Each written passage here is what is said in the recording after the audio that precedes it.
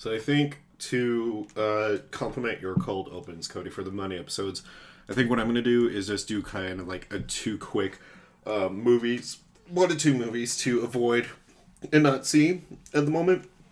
And so what I'm deciding to start this off with is the movie Eli. And I know I've kind of told you a whole earful about it already. Yeah. But I will strongly recommend that you still don't watch Eli. Now, keep in mind, like, you don't have to listen to me. You Just can. don't watch You're it. you're still probably going to watch it anyways. Like, if you have a general interest, as is. But just so you're aware, the movie. Well, now they're gonna watch it because you're like, just don't even bother watching the movie. I know, right? Why is it so good? I gotta see what's going on. Yeah, I can see. It's that whole thing, like the like when someone puts a little like sticky note down on like something that's kind of torn up. Yeah. And it says "Do not touch." Like, oh yeah, I can see that. I just Yeah. scratch it anyways. Well, then you're going to be just as disappointed as I was. Eli was a shit movie. The ending, the twist was so bad. The twist itself was meant to be a twist that makes the whole movie worth the ride, and it really isn't. They're just making you kind of accept it for what it is and be like, it's what it is now. You have to have this twist kind of thing. And like, it's just...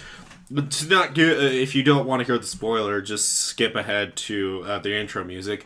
But basically, the twist you find out is that Eli is a demon child, and at no point in his life did he ever use superpowers until the very last minute when he might get stabbed in the chest. Keep in mind, Eli is supposed to be like, everyone thinks Eli has an immunity deficiency. Yeah. And so like whenever immune to your shit. So, like, there's a scene earlier in the movie where, like, a piece of the leg of his suit that he wears so he can walk through without being burnt by the air, because that's what we're led to believe, is ripped off, and so he starts, to rash out and go and start to get hurt, and he thought he was going to die. Did not use his powers then at any time. At the point in the movie where he's being hunted down by ghosts and thought he was going to die, did not use his powers then, and any time he was strapped down prior to the third operation, he was not using his powers then. And then all of a sudden, for an ex machina point of it, he just uses his powers, so the movie will continue on. You find out the friend that he makes friends with is also a demon child, and she's like, oh yeah, we're brother and sister, by the way, half related. Sorry I didn't tell you about your powers. Dad likes his kids to earn their space. Which, by the way, is a bullshit rule. Because in any Omen-esque type of horror movie where the kid is a demon child or the child of Satan, he always had some sort of inclination that he knew he had powers or Satan would have reached out to him. So that was a bullshit rule. I am all for turning things on their heads and taking a new twist on them, but Eli is just a sore waste, and if you do watch the movie, I am willing to hear your perspective. To anyone listening who wants to reach out to us on our Twitter, but that being said, let's... James, all you. With that being said, let's jump into the intro music.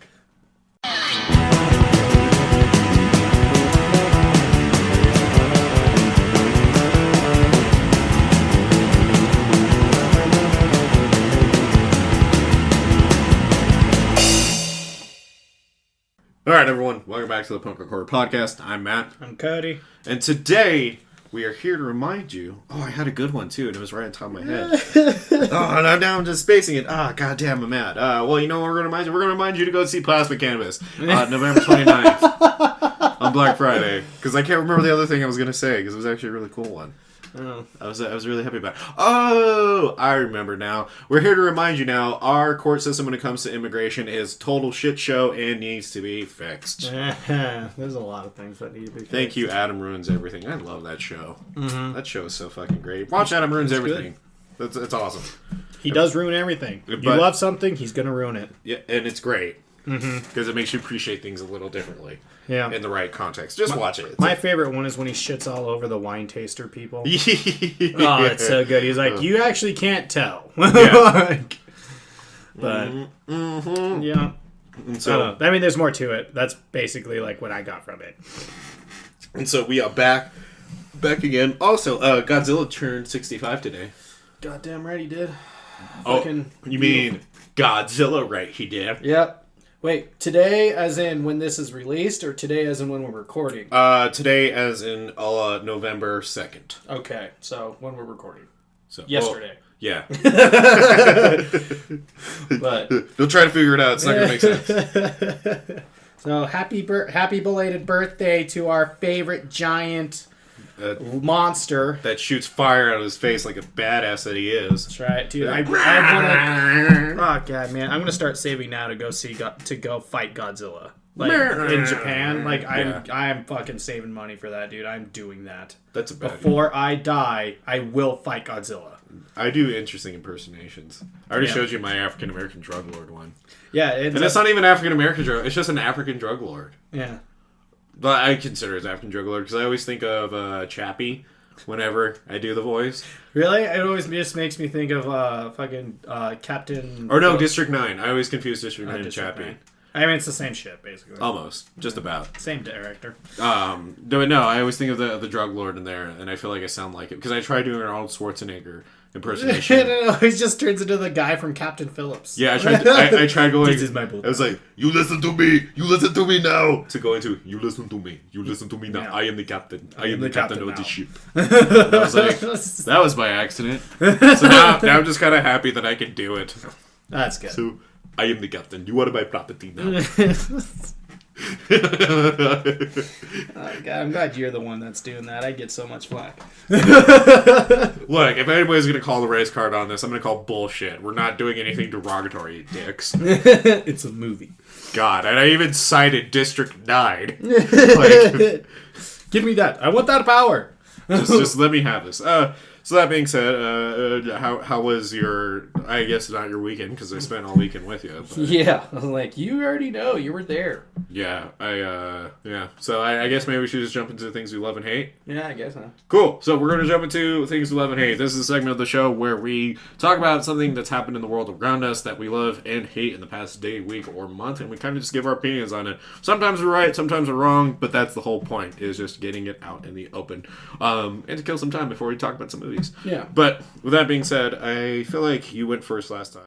Hey everyone, Cody had to step out for a moment to use the restroom, so I got the permission to go ahead and talk about the thing I hate real quick. So, what I'm going to do is just talk about it, so if you don't hear Cody in the background, don't worry about it. But so what I hate this week is the encouragement of false positivity. And, like, that's kind of the only way I know kind of how to describe it. To go more in detail, I guess what I mean is, lately I feel like I'm seeing a lot of things on social media, or at least my personal social media, where it's like, there's always this promotion of being positive, even through really hard times in life, and there's nothing wrong with that at all. Matter of fact, I think that's a great thing. If you can still stay positive and still smile during those times that are really hard in life, I think that is a huge skill to have, and I think that it's very admirable for you. I guess where it kind of becomes an issue is where you start kind of coming down on others because they want to be sad or angry, you know? And so I'm not talking about, like, accommodating people who are just dicks, you know, and just want to be dicks to you and just be party poopers. I more so mean, like, people who are kind of going through a hard time in their lives and don't really want to be super happy, go lucky, and positive the whole time. I know some people can just do that, but for a lot of us, we just kind of don't really have that ability to do it. And it's not as much as we don't want to. And by the way, when I say we, I do kind of just mean me and kind of whoever else can relate to me. But it's not that we don't want to. It's more so just that it's extremely hard to. Like, for me, I'm someone who needs to be allowed to be angry when I'm mad about something, or to be sad when I'm sad about something. You know, if that means go and crying somewhere and just get it out of my system, then I'll do that. Or if it means playing extremely, like, angry death metal, then I'm going to do that. And I kind of just get really frustrated with people who see that as a nuisance in their life because it goes against with their always 100% positivity all the time. And to me, it more so comes off as, like, you're not being willing, accepting to accept people who have more than one emotion and need to go through them in their own ways. Now, again, I'm not saying, like, the person who's just being a whole downer to the whole party when everybody's out drinking or at a birthday.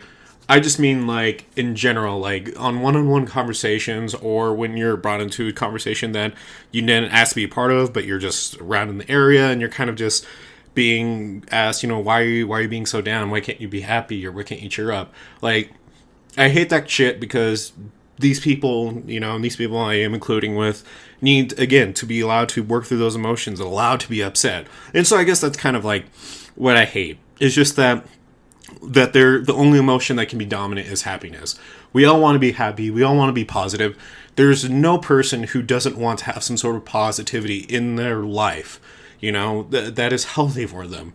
But I think it's so frequent and happens so often to where we want to always be positive that we talk about it so much it kind of becomes this like mystical like thing to a point, because you just see people who are always just like live, laugh, love, and all that all the time. And it's, again, like, if you're a person who's able to be positive a lot of times, even through the bad times, I'm not hitting on you at all. Like, I get it, but, like, don't be coming down on your friends and trying to always get them to smile. Let them be sad. And if you can't, like, talk them through it, then just, like, talk with them. Let them talk about their sadness with you. And don't treat them like, that they're bringing down your energy, if that makes sense. Again, I'm not talking about, like, people who, are abusive or just, like, manipulative or anything like that. I'm just saying, let us work through our emotions. So I guess that makes sense. I know it's kind of, like, back and forth, but at the end of the day, just, let people be sad if they need to be sad. Let people be angry if they need to be angry. And if you're the friend, just be there for them. You don't have to solve their problems, but just be an ear for them to listen to. So, yeah, that's what I hate. Love, though, for the most part, is just kind of is this past October with a podcast. It definitely like happened like a whirlwind of a change, and I loved not just a change, but a whirlwind of like things happening with our live show going really well, with all the episodes we came out with, talking with Crystal, Trisha, the Paranormal Princess podcast, Aaron coming out with an amazing episode, the Bermuda Triangle, and even Lala and Gwenny like kicking ass on our Patreon. Like, it's just like, it just seems like everything's finally going right for the podcast. We now know in the right direction where we're going. And it makes me feel confident. I can see the confidence in you too, Cody. And it's just, I'm just happy, man. Like, like the work is starting to pay off. I mean, we're still far ways from where we want to be, but we're getting there. And it just makes me happy that we have such amazing support out there with all of our listeners. And whether you are on our Patreon or not on our Patreon, know from deep down the bottom of my heart, I appreciate the living shit out of you. And we love the support that we get from you. And we're always going to try, and we say it all the time, we're always going to try and do our absolute best to bring the number one best in horror that we can and try to stand out. And so that way you can probably recommend us to your family and friends. So thank you, ghouls, gals, creeps, and mutants, for being awesome, and just thank you. That's the thing I love, is you people. You're amazing. Yeah. All right, Cody, take it away. What do you love and hate? Thing I love is basically the same thing. Just everything that happened in October with the podcast, and just how much traction we've been getting with the podcast and everything. Yeah. Because it's like, we've been putting in a lot of effort, and I've actually been loving seeing a lot of the love that we've been getting back from all you listeners and stuff, and comments and stuff. Especially when, like, I was just dying recording the last couple episodes. Like, not today's, but, like, just the past few episodes, and seeing, like, people appreciate us and, like, putting this stuff out, it really helps. And it helps us, like, push forward and keep doing these and making our the sacrifices that we have to make this podcast. So that's the big thing that I love, is you listeners, like, and reaching out and letting us know, like, how much you love the podcast. Yeah. Oh, well, thanks, buddy. Yeah. So, thing I hate actually ties into, I mean, I'm not going to talk about the thing I hate. There's a lot of things, but the biggest thing the thing I hate is, so when I was doing my research for Monday's episode, I try and stay away from Wikipedia as much as I can, just because I like reading personal articles and stuff like that, and it's just, I don't know, it just seems a little better. And this is the exact fucking reason why I hate using Wikipedia. So when I was looking at holiday hoarders, I'm just going to read this read the fucking description of the subgenre in a little bit. So, this is from Wikipedia. Holiday-themed horror films or holiday horror are a subgenre of horror films set during holidays. No fucking shit. Holiday horror films can be presented in short or long formats and typically utilize common themes, images, and motives from the holidays during which they are set, often as methods by which the villain may murder their victims. Film scholars Chris Vander Kay and Kathleen Fernandez Vander Kay explain the subgenre as such. The expression adding insult to injury is an excellent encapsulation of the motivation behind the horror movie obsession with holidays, aside from the obvious desire to brand a killer with a theme and costume that can be revisited many times within a lucrative film franchise. The holiday is a place for happiness and family. ... The horror movie loves nothing more than irony, except perhaps a good death scene. And there is very little more ironic than the fear and isolation of a horror movie taking place right in the middle of the festivities. So, my opinion, Chris Vanderkay and Kathleen Fernandez Vanderkay can go fuck themselves, because that is not how it's supposed to be with horror movies and holiday horror. They are not there to be an ironic thing of a fucking the holiday. I mean, there's some that are like specifically for that movie. No, I'm not saying that it's not a thing. Right. I mean, if, like Thanksgiving and a bunch of Christmas ones, but it's just like when I see shit like that, that's why horror movies always get the bad rap, because they're always just like, oh yeah, they just want good death scenes and they're just making ironic things of what true happiness is. Like they're saying, like, exactly, the holiday is a place for happiness and family, but horror movies just want to make it more ironic, and they don't think about, like, it just pisses me off, because they're film scholars, and I can tell these are film scholars that just don't have any interest in actual horror films, and don't go into that. And that's why I love our podcast and a lot of other horror podcasts that talk about horror movies and horror aficionados, because they're there to explain that, yes, we love watching the blood and gore and the scariness and stuff like that, but we're not there because it's to laugh at the fact that Santa Claus is killing little Billy because Billy got the wrong issue of Call of Duty. Like, that's not it. We're watching it because there's always hidden undertones. For instance, Gremlins is the hidden undertone of all of our consumerism and everything. It's not being ironic to that. Yeah. It's not an ironic film. It's not making fun of Christmas. It's making fun of how much we actually think that gifts are more important than the time with our family. Mm-hmm. So that's what I hate. They can go fuck themselves, and whoever wrote this paragraph for Wikipedia can go fuck themselves. And it's just like, that pisses me off so much. Like when it's just like just a jab at fucking horror films and shit. So, yeah. And I did kind of I did do a little research on them, and they don't do horror. So that's why they can go fuck themselves. Yeah. Like said, let's talk about some things on horror. Let's change the mood. And I know that was some pretty heated ones that we had. I know. Well, it's just, it's the same. It's just kind of around the things like when someone shits on something you love, you're going to get heated and pissed off at them, whether they're a good person or not. They could be good people, but I don't give a shit. If that's their opinion on holiday horror movies, then they can go fuck themselves. That being said, again, let's jump into the horror movies that we want to talk about this week. So, again, because Monday's episode was talking about holiday-themed horror flicks, we have picked 2 prime selections for you to check out this weekend and suggest to your families and friends to watch with you. So, sorry, what was that? I was trying to not burp. Okay, because all I heard was, their friends watch with you. Movies for you to show your friends to have them watch with you. That's what I was trying to say. Okay. Sorry, my body's a mess.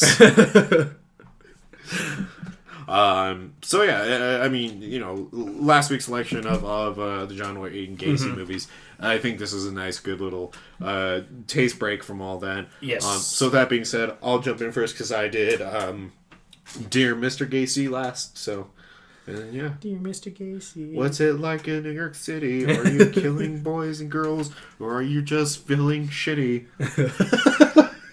I hope you do. Sorry, it's just. The funny thing is, well, I don't know. No, he didn't attack girls. The whole world really hates you. I know it's true. Oh, why do you want to kill me? Oh, I think I'm onto something hot. Maybe that's what we should start doing, just terrible covers about serial killers. Oh, no, I actually do remember what I was going to remind everyone about. My Chemical Romance got back together. That was actually going to be the thing that I love. My Chem is back. So I am super excited about that. Like I was really let's jump into the movies. And, by the way, My Chem. So MCR. So just going off of the My Chemical Romance thing, I'm super excited. I know a lot of people that are super excited. And I did see this one meme of just because My Chemical Romance is back together, and if you're shitting on that, that really doesn't make you cool.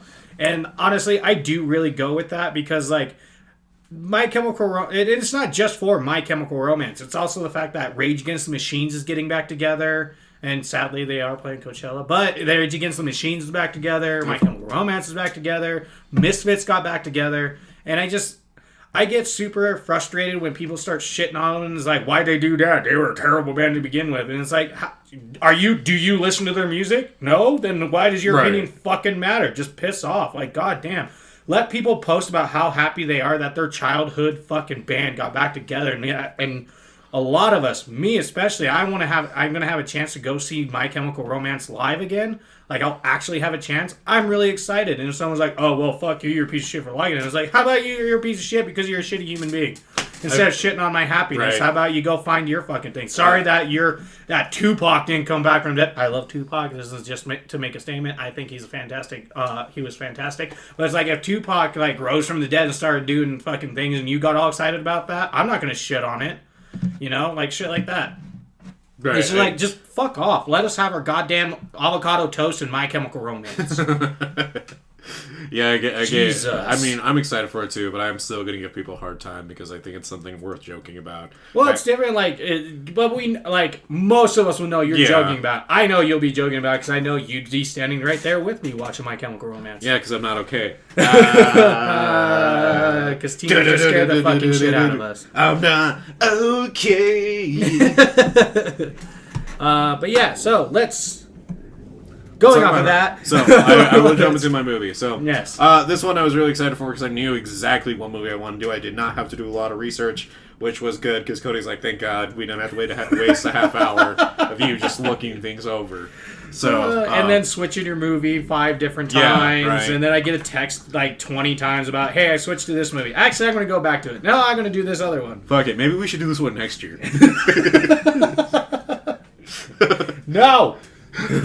So I decided to do 2016's Better Watch Out. It is about a boy and a girl, but not your normal story of a boy and a girl. So on a quiet suburban street, a babysitter must defend a 12-year-old boy from intruders, only to discover it's far from a normal home invasion. So directed by Chris Peckover, written by Zach Kahn, or how I like to say it, Zach Kahn! I bet no one's ever done that joke to his last name before. Ever. Olivia DeJong, he's probably like, what's Star Trek? I never heard that. Jean-Luc Picard and William... Did you say Shatner? That's weird. Captain Kirk? Who's that? Huh, is that a Star Wars thing? And then the whole fan base gets pissed off. I was going to say, I could actually honestly see James seething going, what the... Did you just call William Shatner Jean-Luc Picard? You son of a bitch. So stars Olivia DeJong, Levi Miller, and Ed Oxenbould. Which is kind of funny because it's just Ed Oxenbould. James, I'm not trying to pick on you. I just love you because I can see you getting that mad. We love you. James knows we love him. I know. So just as much as Harrison knows we love him, we love them. That's why we pick on him. Because emotions are hard. I'm just thinking oh my god, I really want to go up to Harrison now and just go, I really think Luke Skywalker was the best Darth Vader. Just to see him what? We're gonna do it. We're both gonna do it. I have to back up and be like, yeah, man, I mean, the way he pulls it off, it was just a lot better than... and he was using the Force to be in 2 places at once the entire movie. It was cool, man. Man. I don't really think you're that big of a Star Wars fan if you don't understand why that was cool. Seriously. I think you're missing out. It's going to be really kind of hard for me to review this movie because there is a twist in this movie that is absolutely badass and that I love for this film. Now, so the way I'm going to do it is I'm going to do the first half spoiler-free to give you an idea what it's like, and then the last half I am going to include the spoiler. Yeah, it's hard because the spoiler happens really early. Yeah, the twist happens really early in the film. So I'm gonna give you advance warning. I'm gonna talk about the spoiler for a solid 8 to 10 minutes. Okay, so you're flip flopping then. You're gonna do the spoiler first, or no? I'm gonna do the spoiler last. I thought because I saw you getting the timer out, so I was like, wait, you said you were doing the spoiler. No, I'm just getting it ready. Okay, yeah. So first off, it starts off like any kind of Christmas movie you would expect it. Suburban home area, all these big houses and a cul-de-sac. Snow's everywhere. There's Christmas carolers. We're open to the scene of a boy knocking the head off a snowman that a girl built. And she's just mad at him, wants to kick his ass, reasonably so. And then you see families, enjoying the snow on the trees, and it paints the perfect setting of it's Christmas time. Mm-hmm. I mean, I think anytime when anybody sees snow, they automatically think it's most likely Christmas time. But with that being said, then we are introduced to Ashley, who is played by Olivia DeJonge, who is driving her car to her babysitting gig, and she's talking to her boyfriend Ricky at the time, and just like they're having teenage issues. She's about 23, so I guess she's not a teenager, but. Whatever. Early 20s relationships. All of us remember those, right? Yeah, because those were, if those lasted for you, bravo. Good job. If not, then welcome to the club. Here's a shot of whiskey. Yeah. We're going to have a cry sesh here in a second. Oh, God. Why would you do that? Oh, my God. She's a capital C-U-N-T. Aren't you like 30 now? Shouldn't you be forgetting about Aren't that? you like a fucking dick? Oh, God. Anyways, so we're open up to this movie, and so Patrick Warburton is also in this movie, along with the mother from Haunting in Connecticut, who I'm going to look up her name to pay that respect, because I don't think everybody knows what I'm talking about unless you've seen Haunting in Connecticut. But the mother, excuse me, Virginia Madsen, is also in the movie, playing the mother of a boy named Luke, by the role played by Levi Miller. So Luke. Anyways, so as the movie plays out, she comes to the house. She's getting ready to babysit, and Luke and Garrett, that's Ed and Levi's characters, are talking and just hanging out in a room. And Luke brings up to Garrett, that he's gonna finally make the moves on the babysitter, and he's gonna finally get to go on a date with her and whatnot. and obviously, like, Garrett's just like, nah, bro, she's like a decade older than you. Why don't we just like smoke weed and just like hang out instead? Which, by the way, if I was Luke, I would have listened to Garrett, because I would have been like, all right, fair enough. So anyways, Patrick Warburton's character and Virginia Madsen's character, Robert and Deandra, end up leaving for the night to go to, it's not really said, so we can make it a dance, date. It's basically a double date, but we just don't know in context, but that's not the point of the movie. So we find out, they go off, and then at that point, Garrett gets sent home as well, and Luke ends up drinking. And so he pops a bottle of champagne and starts drinking, and is trying to make the moves on Ashley's character via that way. And it's just like, why don't you drink with me, so on and so forth. And she's a responsible babysitter, and it's just like, no, you are too young. Give me that now. Because Luke is supposed to be playing the age of a 12-year-old about to turn 13-year-old boy at the time. And so, with that, we're kept in mind that it's this type of movie where Luke wants to prove that he's a better boyfriend to Ashley, which, again, decade of difference of an age. So the movie goes on, and you don't know how to be a boyfriend yet, dude. Right, and so Ricky keeps calling Ashley, which is Ashley's boyfriend, throughout the movie, trying to like come over and whatnot, and she's like, "No, you silly! I don't think tonight's a good night." No. I mean, to be fair, she doesn't say it like that, but no, you silly goose, you the goop. So, anyways, movie starts going forward, and what I love about this movie is just kind of it's very homey type of feel, and the reason I say this is because it definitely paints like a very vulnerable setting for when things start to go bad. I mean, Ashley's a smart character, and everyone in this movie is written very smartly. They all make smart decisions. That's what I really love about this movie, and I'll explain more as I go further forward. So things start to go bad with all of a sudden somebody's watching them from the house, and somebody breaks into the house. And so eventually we find out Garrett actually didn't go home and actually is trying to play a prank on the two of them. And it's not a spoiler, but he tries to play a prank on Ashley and Luke. Come to find out that he wasn't actually the one messing with everything. There's still something going on. And we find out that the internet isn't working. All phone lines are cut, but they're not cut. There's no phone reception at all. And so they're like, how is this possible? How's the phone line not cut, but we can't get a signal at all, right? Yeah. And so things start to get a little tense, and then you finally see one of the intruders finally break into the house and try to find Ashley, Luke, and Garrett at some point. So as this goes on, and as this continues, Ashley and Luke end up teaming up and just trying to find out where to go. Like, they're trying to hide and everything. Yeah. And we are seeing them going into some similar, like, tense moments of, like, hiding in the closet, so on and so forth. One thing I did love about this movie, though, is that she went into the attic. And what I love about it is that earlier in the movie, her and Luke are making fun. Well, she's making fun of the horror movie that they're watching. And they find it, and she's like, oh no, don't go into the attic. Why do they always go into the attic? Come to find out, the intruder is now in their house, and she goes into the attic. Yeah. And you're in the same spot where you're just like, why did you go into the attic? Mm-hmm. Like, why would you do that? Don't do that. And so, eventually, we're halfway through the movie at this point.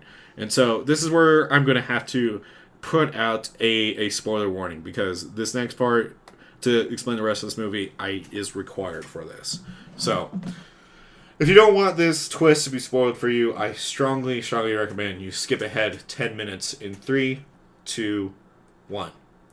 Alright, this is now the spoiler portion. So, we find out what ends up happening is that the intruder was also Garrett again, because what happened prior to finding this out is that it looks like Garrett tried to escape through the back door and was shot with a homemade Home Alone trap-esque of a paintball gun, shooting him in the side. And so it looks like he got shot. He came back dressed as the intruder, and she finds out it's Garrett. And then she finds out that it's a ploy that was made by Luke and Garrett for her to try and fall in love with Luke, and who Luke would be the hero, so on and so forth. So as she's like, you're in big fucking trouble, you're both in trouble, she walks to the stairs, and as she gets to the stairs, Luke is chasing her down, and it's just like, Ashley. Mm-hmm. And turns around, says, what do you want, Luke? And Luke just slaps the living shit out of her. She falls down the stairs, goes unconscious, and is then duct taped to a chair. And then this is when the movie really picks up. This is when everything starts to happen really bad. We find out that the villain of the whole movie, was the boy that she was babysitting.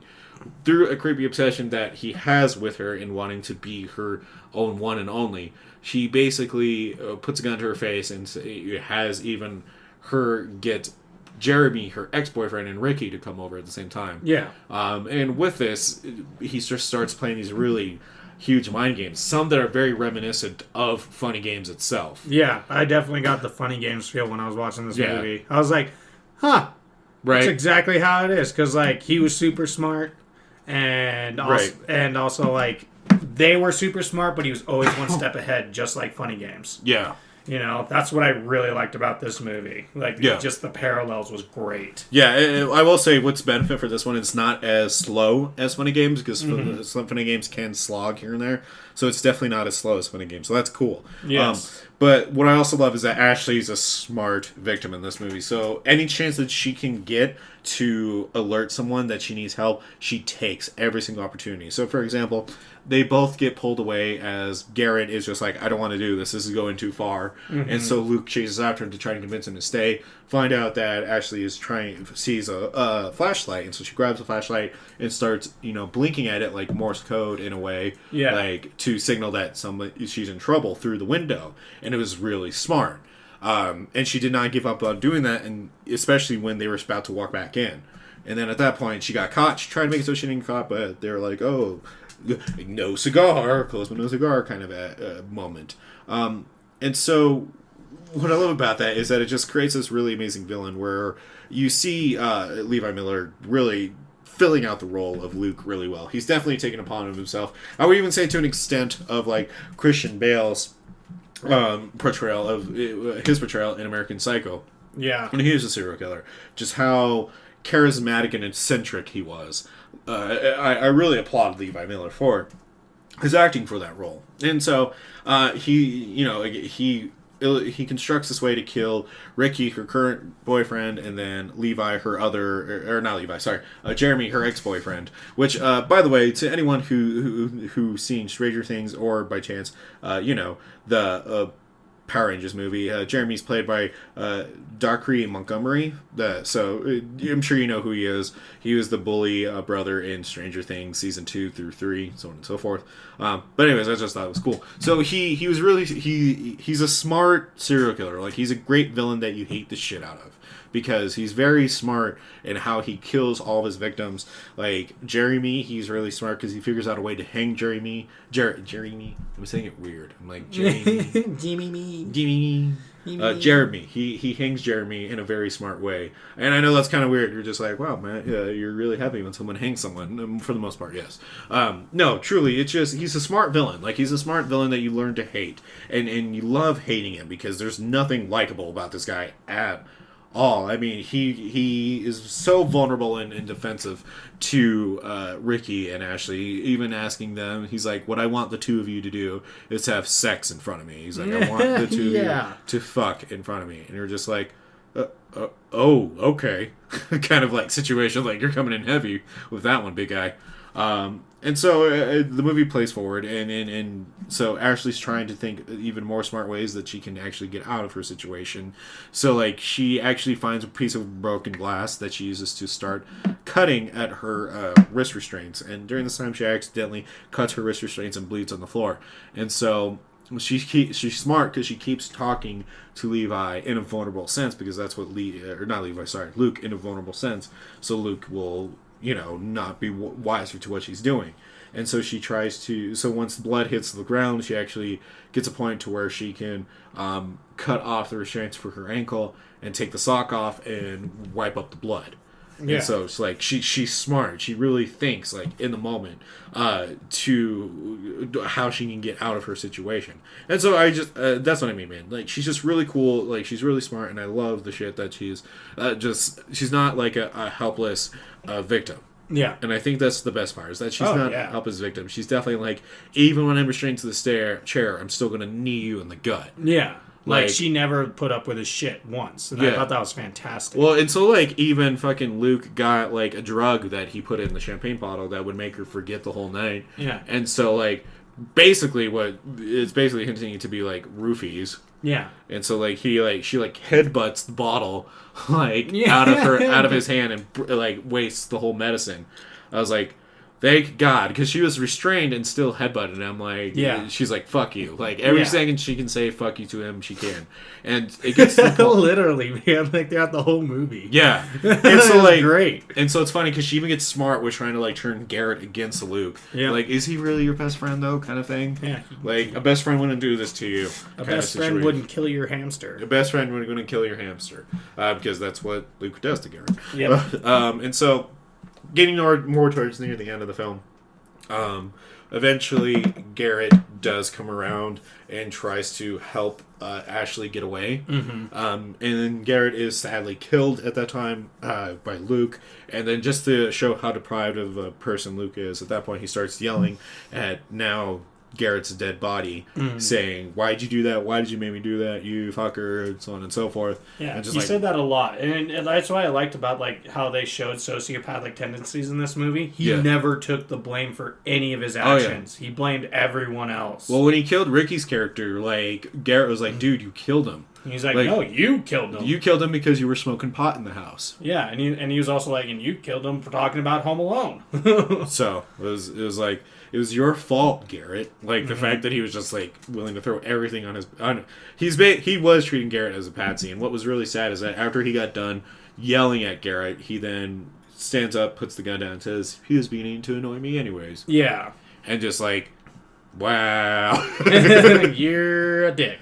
Kind of situation. And so we find out at that point that, again, credit to Luke being a fantastic villain. It shows him trying to cover up all the evidence in a love, murder, suicide triangle.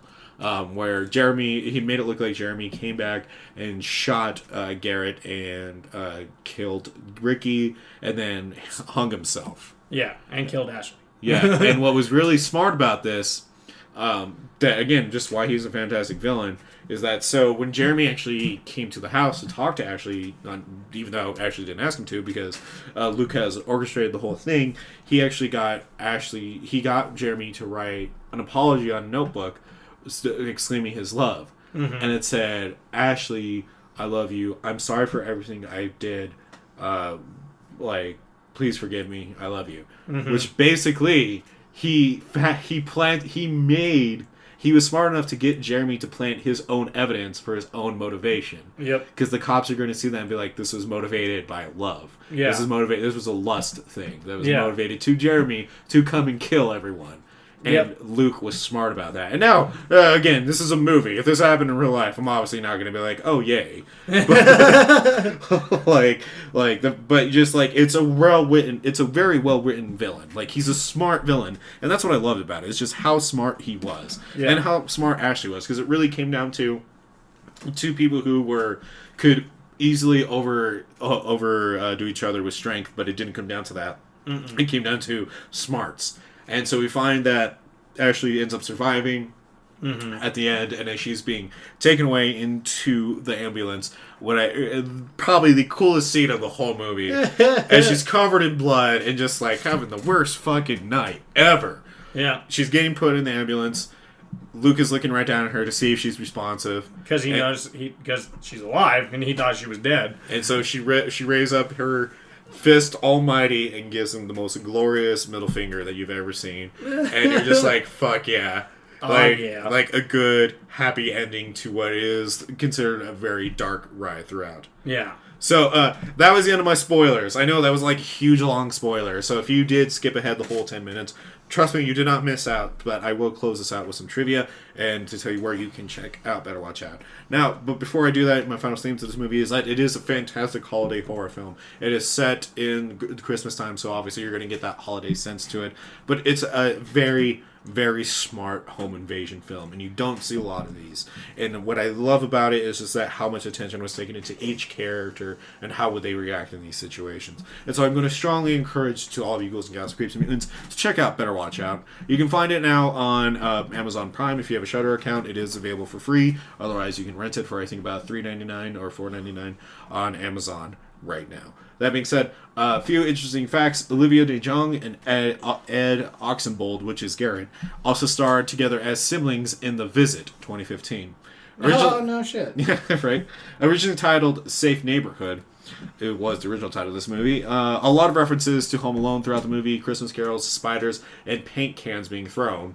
You'll know when you see it. I mean, they even literally say Home Alone in the movie. Yeah. And also, even though in the movie they are supposed to be a decade apart, in real life, Olivia DeJonge and Levi Miller are actually only 4 years apart.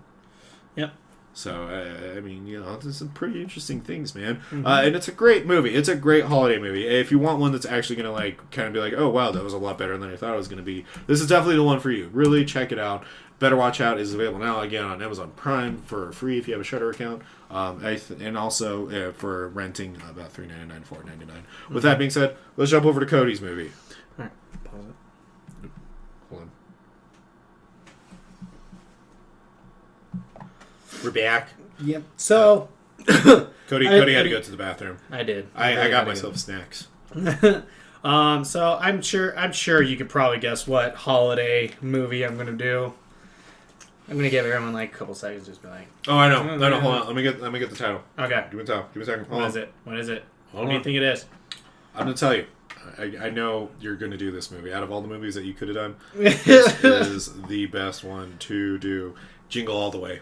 Yes, I'm going to do Jingle All the Way, the greatest Christmas movie ever made. I mean, that was in the prime like rivalry of like Arnold Schwarzenegger and Sylvester Stallone. You know what? I love Jingle All the Way. Yeah, I do love that movie. It's a weird movie, but it's an enjoyable movie. But so I was going to try and like find a different holiday to do on that wasn't Christmas, and honestly, I think I did. I'm gonna argue because this is actually a different holiday. It just happens also to be really close to Christmas and tied to Christmas and blah, blah, blah.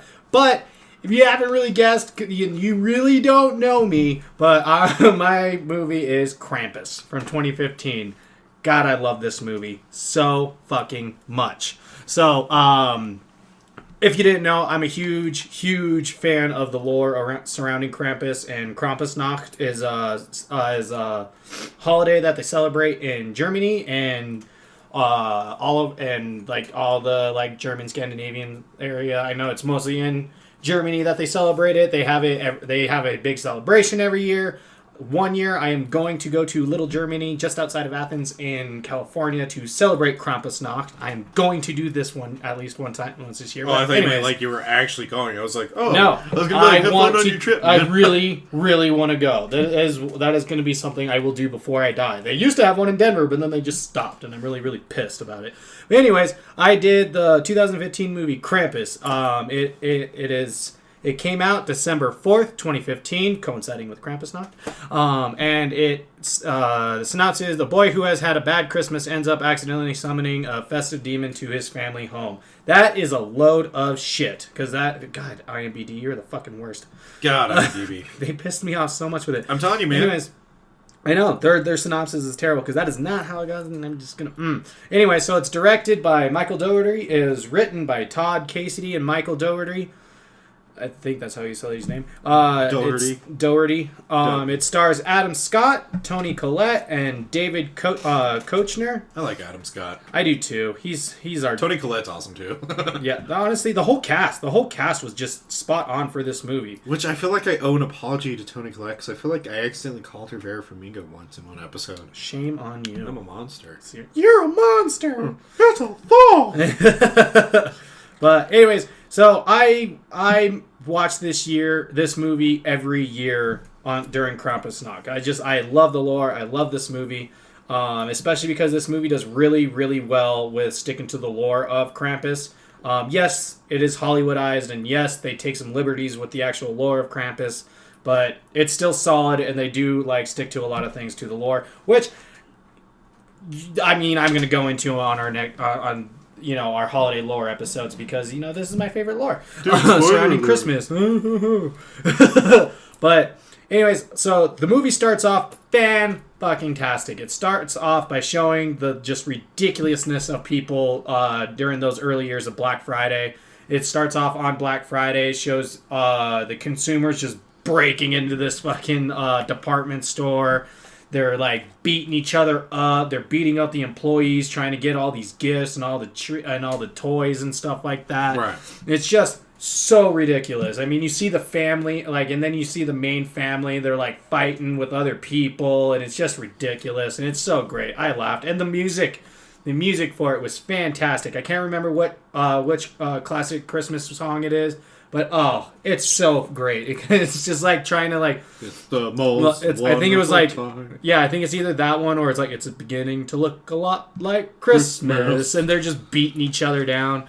And then it goes on, the main kid, Max, he's the main protagonist of the movie. It shows, pans over to him in a play.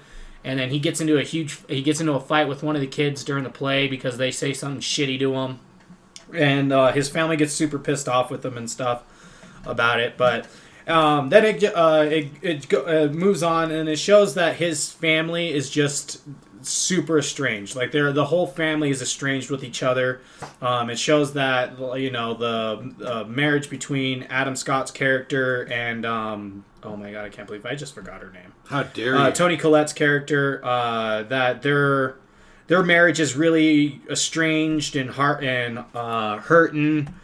And Max is just over it. His sister Beth is just being a teenage girl. She doesn't want to spend the holidays with her family. She'd rather spend it with her boyfriend.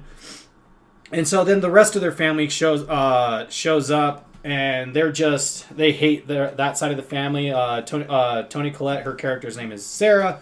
And her sister Linda comes over with her entire family: Howard, Howie Jr., Jordan, Stevie, and baby Chrissy. And so they all come over, and they're supposed to have this big, great Christmas feast and Christmas time with the family and everything. Mm-hmm. Their Aunt Dorothy's there also, because in the movie, Max's family, him, Tom, Sarah, Beth, are taking care of their grandma Omi, who's from Germany. And then Linda's family, Howard, Howie Jr., Jordan, Stevie, and baby Chrissy, are taking care of Aunt Dorothy. So they're taking care of their eldest members of their family. So it's they're still family oriented, but they all fucking hate each other with a passion. And they're shitting on Sarah's Sarah. She's a city girl, and while the rest of her family are like country folk. So they're like she considers them like white trash, and they play at the stereotypes of the white trash, and everything. While Sarah's family, which is Max's family, they're super. They're from the city, and so they're like hoity-toity, uptight. The countryside of the family thinks they're super stuck up, and they're shitting all over Sarah's dinner because it's all fancy instead of just like a feast of mac and cheese and ham, like what they're used to. And like there's a lot of tension in between all of them, and they say like nothing's been the same since the noodle incident. You never find out why that is, which I think is fine, because it's not about that. It's all about like why Krampus is going to be coming. And so they're having their dinner and they're shitting all over each other, and Max writes a letter to Santa because everyone's telling him Santa's not real. This is the last time last year you're allowed to write to Santa and stuff like that. And he's still trying to hold on to his childhood, because his childhood was the happiest time of his life. Before the noodle incident, they all loved each other very, very much. And you see the love of the family through Max's eyes, and you just see all of them just hating on each other. And he gets tired of it, and he tells all of them they can go fuck themselves. And he runs up to his room and he tears up the note that he wrote to Santa, because who was it? Was it Stevie? Yeah, Stevie and Jordan. They're both girls, even though they have boy names. There's a reason for that. I'm not going to spoil that, but there's a point. It's there. Yeah, it's one of the big things of why it causes the whole family to have go into disarray and fight with each other during the dinner. But they read his note, and he gets super pissed off, and he tears it up and he throws it out the window, and you see it float away. And so throughout the movie, after that, they're all kind of talking. He has a moment with his dad, and then you see Adam Scott's character and Toni Collette's character talk to each other, say how much they actually miss each other and how much they miss the love that they had with each other. Yeah. But they don't know how to fix it. Because Max asks Adam Scott's character, his dad, Adam Scott's character, like, you still love your mom? Do you still love mom? And he tells him, yeah. But you can tell there's still tension and everything. So it's got like the whole family's like really down in the dumps, like throughout most of the movie. And I know that's kind of a turnoff from some people, because there's no like actual joy you see throughout this movie, but I think it adds to it because it adds to the lore of Krampus. And so after that, a big blizzard comes into town, wipes out the power of all the entire neighborhood, and Beth wants to go see her boyfriend. She convinces her parents to let her go see her boyfriend instead of staying there with them. And this is the first time you get to see Krampus, and it was great. You just see this giant hulking figure on top of a house, and she looks up, and she just hears his roar. He just moans and roars at her. Yeah. And she freaks out, starts running away. Krampus is chasing her on the rooftop. So you see, even though he's huge, he's very agile, and it's great. You already see him in the Santa coat and stuff and running. You see his horns. And I was so excited about it. It was fucking awesome. And then Beth tries to hide from him, and she ends up getting... and then the first big jump scare that happens in the movie, it's so good. It's so great. And it's in the trailers. You see Jack in the Box right next to her, or right behind her. And she turns around while you're hearing the do, and then it just opens and cuts to black after you hear Beth scream. And I thought it was just good. I thought it was great. That was so much fun. And I just and it's good because it's a PG-13 horror movie, so you could see how they had to have more fun and liberty, and how to get more creative, and that they went with it. So after that, cuts back to the main family. They're all still arguing, talking about, like the differences between their families, about, the differences between the white trash side of the family and the city folk of the family, and, how they can't stand each other, but you can still... urban and country. Yeah, basically. And, like, rural versus urban, like, type thing. But you can still tell, like, even though they shit on each other, they show small glimpses of, like, happiness with each other. Like, they'll crack a small joke, and it would be, like, kind of off-screen or whatever, but you'll see someone smile, or one of them will say something, and the other will kind of, like, get along with it, and then they start, like, actually bonding. So, David Koechner's character, Howard, And Adam Scott's character Tom, they get worried about Beth because she's not answering her phone. No, she never came back. It's getting colder. And so they decide to leave to go look for her. They go to Beth's boyfriend's house and they go inside and it's deserted. No one's in the house. I know you meant Beth's boyfriend's house. Yes, Beth's boyfriend's house. But it's not like you said best boyfriend's house. Oh, Beth's boyfriend's house. That's funny. Yeah. He's the best boyfriend, but he's dead. That's why he's the best. Yeah, he's not going to do your daughter. They go to his house. Is the one that's a dead one. Okay, I'm done. Not going to be no shotgun wedding this time. You're not going to get my daughter pregnant. But they go to his house and it's deserted. Then they look around. Adam Scott's character is looking around and he just sees big hoof prints in the floor in the snow and he's just like, "What the fuck is this? They had a goat?" It came out from the fireplace and the fireplace is just destroyed. Like you see the wall, it's just destroyed. And I would have believed it was goat. There's a point where people are now having their own chickens for their own eggs. Yeah, I know. And people are actually having their own goats for their own goat cheese. It wouldn't be surprising in the middle of the city anymore, or in the middle of the suburbs. I know technically, to be vegan, you can't do milk in general, but do you get a pass if you're taking really good care of that goat? No. I'm just saying, if that goat is pampered and it gives you milk as a favor, then you're not vegan. But think of it like this: you're not vegan. I'm just saying, nature's just being hey, you've done a really good job taking care of this goat. You can now have its tit juice. I think the only way is if Mother Earth literally spoke to you say it. Well, fancy that. I got a note here. It says I can eat whatever the fuck I want. No. I do too. It's called I'm alive. By the way, I'm just glad I got to call goat's milk tit juice. Well, tit juice. It'd be teat juice. You may suckle from the teat of the goat. From the teat of the holy goat. Meh. Bitch. You son of a bitch. God, I love the Drag Me to Hell so much. You bitch. So they go to the house and then they see that Krampus has been there. Of course, they don't know what's going on. They don't know Krampus is real or anything. And then they go out and they see a snowplow because they notice the storm is picking up. It's getting worse. It's getting colder. And so they go out and they go to the snowplow and they notice that the front window was busted inwards.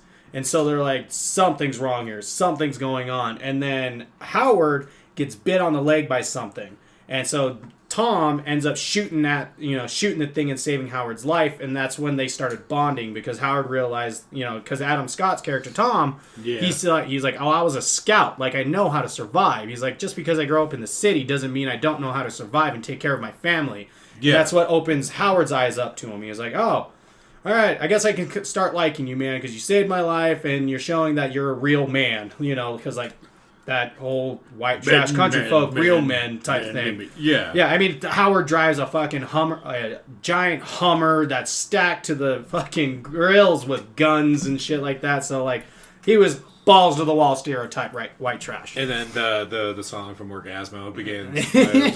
Because you're a man. But yeah, and so they get to the house. They tell them what's going on. Everyone is freaking out about Beth, and Tom's saying, "No, don't worry. We'll go out once it gets warmer. It's just terrible because Howard's already both Tom, and Howard are starting to get frostbite. They're starting to get frostbite, and they're saying it's way too cold out there. Beth is more than likely somewhere safe. They're trying to convince themselves about that, and then Omi finally speaks English. Oh, wow. So the entire time she's speaking German. She's talking to everybody in German. Tom, because it's Tom's grandma, Tom and Max are always speaking to her in German also. And so she finally speaks English, and it fucking blows everybody's minds. Aunt Dorothy is the savior of this movie. Oh my God, she's the greatest thing ever because she's just talking shit the entire time. And Conchata Ferrell is just fantastic actress. I love her. If the name sounds familiar, if you watch 2.5 Men, she's the maid. Yeah. For Charlie Sheen. She's also in, in case if anyone else has seen it, She's also in Mr. Deeds. Yeah, she's in Mr. Deeds also. Yeah, she's the bartender. Yeah, who goes and he gets to a fist fight with Winona Ryder. Yep. But so Omi tells the tale of Krampus. She's like, I know what this is. I've seen it before. I've lived this. It's Krampus. He's and they're like, who's the fuck is Krampus? And she goes, she tells them what happened to her when she was a child back in Germany. And it's really good. I mean, again, it plays on they take liberties and Hollywoodize the lore of Krampus and change it up a bit for the movie to make sense for it, right? Which is fine. Like I was like, okay, it makes sense. It helps the movie out. She says like he's the shadow of Saint Nicholas, and that Saint Nicholas, and that Krampus comes to town, goes to towns, and stalks families and everything of those who lost their Christmas spirit, who forgot about the true meaning of Christmas, which is supposed to be about love and family and sharing and being there for each other, and that Krampus always leaves one child alive.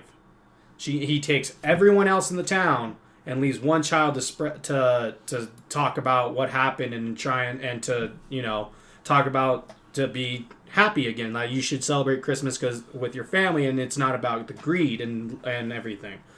And so they start, and so like, well, and of course, fucking Aunt Dorothy is just fantastic. She just goes, well, that's a bunch of shit. Like, she's the funniest person in this movie. And so that happened, and so after that, like shit starts hitting the wall for this family.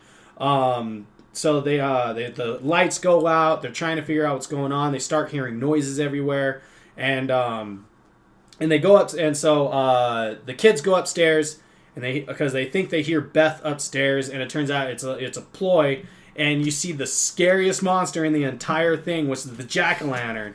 And it's this fucking demon thing, and it like mouth splits open like Godzilla from Shin Godzilla. Yeah. His mouth splits open and it's just like, screaming at him. Yeah, like the Predator mouth kind of thing. Yeah, and so the moms, which is Sarah and Linda, run upstairs and they see him eating the children and just swallowing, and you just see the little boots kicking in its mouth. Oh, I laughed so hard at that part because it was just so funny. It reminded me of like Feast and shit, where the little feet's just kicking as it's swallowing them.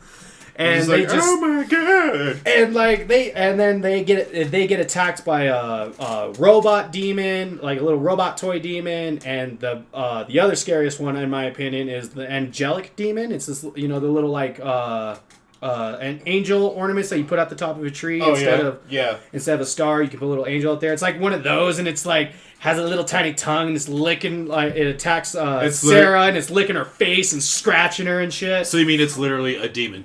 Yes. like a fallen angel demon. Yeah, basically. That's awesome. And Linda's being attacked by a teddy bear and a fucking and the robot, and then Linda just goes sees the demon, the Jack in the Box demon trying to crawl away. That's like it's full of her children, and she just goes ape shit. Like she stabs the bear in the face with a fucking icicle and stabs it in the eye, punts it, shoots and then like punts the angel demon. Like she just goes mama bear, hard mama bear, and she even yells at it. She's like, "You don't fuck with a mama bear's cubs," and it's just great. And then downstairs, Tom and Howard, Howard's injured. They're looking at downstairs, trying to find what's going on downstairs. Howard gets attacked by gingerbread cookies. Yeah. And is by far the best one of my favorite scenes in the movie. I'm not saying the best, but it's one of my favorite scenes in the movies, and it's super funny. But yeah, and so like, and it all wraps up to after all of that, they all get back together, and they all just start and like, oh my god. But yeah, I mean, there's parts that I'm going to skip over because I don't want to spoil everything or talk about everything in the movie. But so when it gets to the end, they decide that they need to leave the house, and Omi tells them that Krampus is coming, and y'all need to escape because I can't make it. I'm old, it's cold, and like she's dealt with Krampus before. Yeah. And so she ends up locking herself in the house while the rest of the family try to escape. And so Krampus takes Omi, and this is the first time you get to see, before he takes her, this is the first time you get to see Krampus up close. and he's huge and hulking, and then when you see his face, so I got mad at first when I saw his face because I was like, that's not Krampus's face. He's wearing a mask. Oh, wow. And it threw me off until I realized that he's wearing a Santa Claus mask that's all deformed. He deformed the Santa Claus mask. And I was like, yes, after I read that thought, or I read that note. But, so, after all of that, Max, at the very end, Max stands up to Krampus, and he's saying he wants his family back and everything, and, like, you think it's going to be this gold shining moment like in all Christmas movies when the boy faces his fears and he's like, I want my family, you can go fuck yourself. Because Krampus gave him the ornament that he originally gave to Omi, because Max was going to be the last survivor of the entire town. Because Krampus has already taken the entire town at this point. And he throws it at Krampus, and Krampus just laughs, and literally laughs in his face and chucks him in a hole. And then Max wakes up the next morning, and they're having Christmas dinner with everybody, and it's great. And then there's a twist ending at the end, and it's very ambiguous, and it makes the movie. So yeah, some trivia, fun trivia for this movie. The film was originally to release on November 25th, but was pushed back to December 4th to coincide with Krampusnacht, a traditional Austrian festival held on December 5th that celebrates the Krampus coming to punish naughty children. Michael Dougherty describes the Krampus in this film as Santa Claus's shadow. He's not the unstoppable monster that kicks down your door and rampages and grabs you. There's something darkly playful about him. He's having a good time doing what he does, and he enjoys the cat and mouse aspect of it. There's one fun thing. Krampus is a huge part of Austrian and German folklore. In Austria and southern Germany, they have Krampus runs where grown men dress up as Krampuses and parade through the city streets and scare children. There's one fun, cool fact that I wanted to throw in there about. Oh yeah, so there's at one point in the movie, Max is trying to like get in the good graces of his cousins. He's just trying to like mend those bonds, and so he finds a bag of his like stashed Halloween candy, and when he opens it for a quick second, you'll see a lollipop, and it's the same lollipop that the kid from Trick or Treat kills the lady in the beginning with. Huh. Because Michael Dougherty was a part of Trick or Treat. Yeah.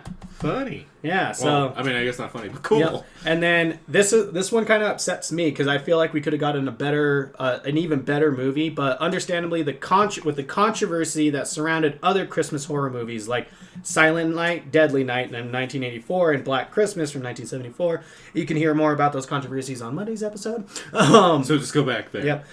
Krampus from 2015 was a hard story to sell. It wasn't until Legendary Pictures agreed to a PG-13 rating that Universal finally greenlit the movie. So they actually wanted to get a horror movie of it. And then also the soundtrack to this movie, where is he? Anyway, the guy, the composer Douglas Pipes described his music as a collection of twisted Christmas carols and pagan thrown in. He incorporated the sounds of chains, bells, bones, and animal skin drums into the score, and had choirs chant and whisper in different tongues. Well, it's about damn time. I know. Sorry, there's a lot of fun facts about this, trivia about this movie. But it's great. I highly recommend this movie. This is one of my favorite movies of all time. I watch it every year. It's a really good dark comedy horror movie. It has its jump scares, it has comedy thrown in there. It's definitely a dark comedy. I highly recommend this. If you don't want a just by the numbers Christmas movie, you want a little bit more darkness thrown in there, but you don't want all the blood and gore of other Christmas movies, Better Watch Out is fantastic. This is a good PG-13 fun family movie if you're into more of a little bit darker family movie. And another cool thing is I actually bought it, but there's a tie-in comic book movie, or not a movie, but there's a tie-in comic graphic novel for this movie, and it actually answers the ambiguous ending for it. Because there's two theories to the movie ending, and while Michael Dougherty never says it, the comic answers that question. So I actually highly recommend the comic too. The graphic novel is really good. It's called oh my god, where is it? It's called what the Oh my god, I had it and then I just can't remember.